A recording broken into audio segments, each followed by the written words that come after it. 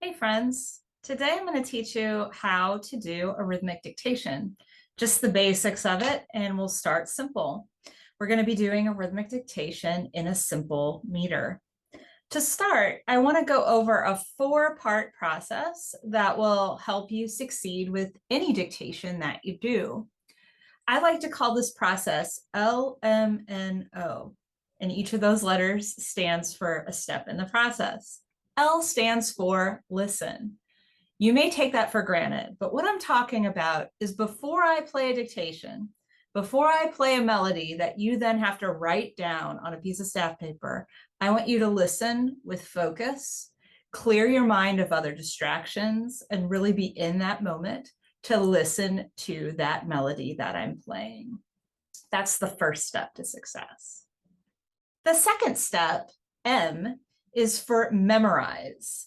Most students do well when they take their short melody that they've listened to and just try to commit it to their short-term memory.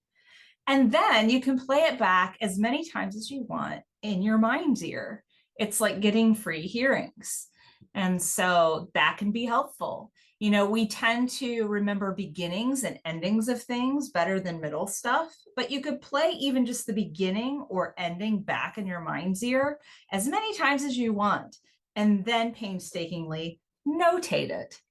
Notation is the third step. That's what the N stands for.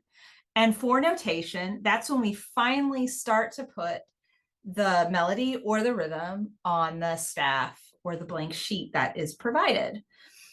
There's a lot of different ways to go about notation. You can try a proto notation. As you're listening, try to jot down long and short durations, or if you're doing a melodic dictation, to try to jot down whether the pitches go up or down. But then at some point, we do actually get into the real notation where you've got to write either notes on the staff or actual durations that correlate to what you're hearing. The last step, the O, stands for oops. And what I mean by that is error detection. So what's great to do, like let's say you have 4 hearings for a particular dictation. Use the LMN steps on the first 3 hearings. And then on that 4th hearing, try to have the whole thing written out, even if you're like not super confident about everything you've written, because you can use that last hearing for error detection, where you're listening to me play the tune and you're comparing what you're hearing to what you've already notated. And a lot of students do much better with error detection. Like you can find the errors better than you can create something new from blank space. So try that process, LMNO, listen, memorize, notate, and oops, or error detection, as we go through our very first rhythmic dictation for the class. So what I'm sharing with you now is the setup for our rhythmic dictation. You'll notice the time signature is 2-4, and there are 4 bars. So on a piece of blank paper, go ahead and copy down this setup. Take a moment now to answer 3 simple questions. How many beats are there per bar? What is the value of the beat? And what is the value of the division level? In simple meters, that's when we divide the beat into groups of 2.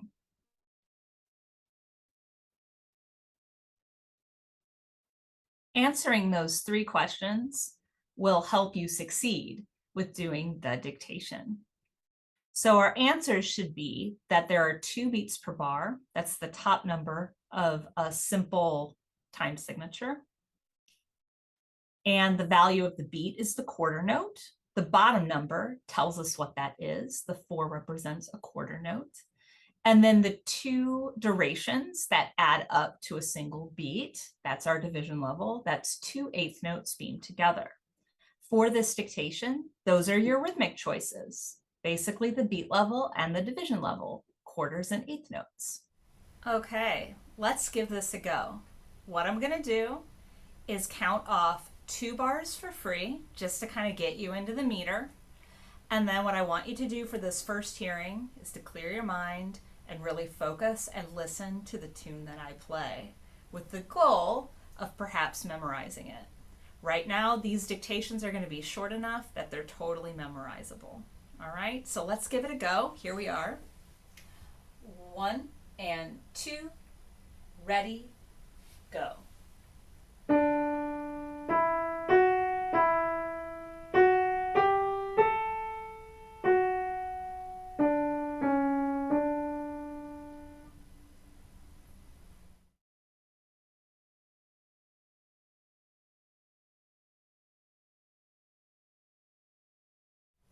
In your mind's ear, see how much of it you've memorized. Try to play it back in your mind's ear. What did you hear?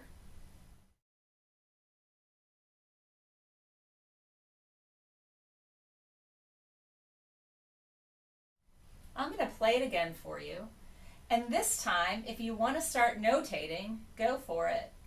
Some people like to use L's and S's for longs and short durations, and that works really well when we're dealing with just the beat and division level. This will be our second time through. 1, 2, ready, and go.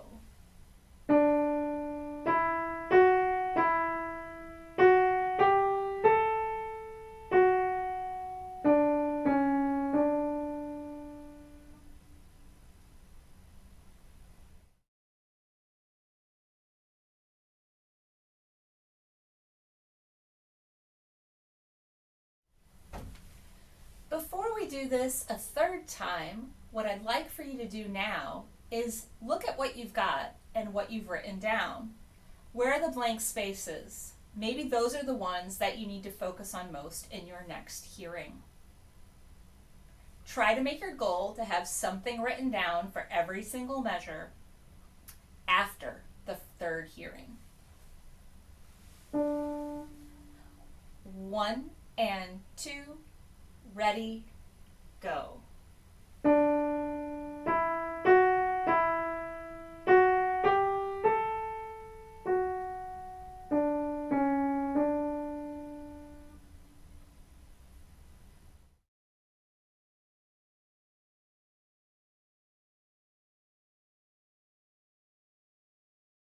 Okay, regardless of what you have done so far, what I want you to do is write something down in any blank measures that exist. It could just be 2 quarter notes, whatever adds up to the meter. That way we can do error detection for our final hearing. That's where I play the tune one more time and you compare what you're hearing to what you've written down to try to catch any errors that you may have written. This will be our last time through. Down, up, 1, 2, ready, and go.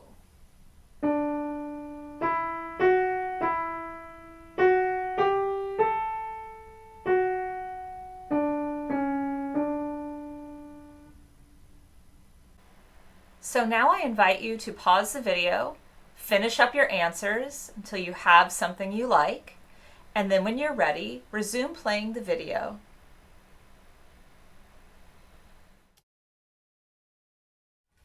Here's what you should have written.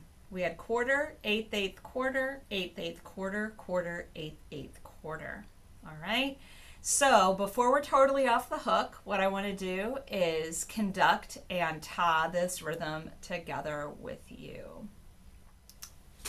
Use your right hand. With me, 2 bars for free. We've got down, up, ready, and go. Ta, ta, ta, ta, ta, ta, ta, ta, ta, ta, ta. And there you have it. We'll be doing more of these throughout the semester, and they will get harder. But for now, beat and division level. Have fun.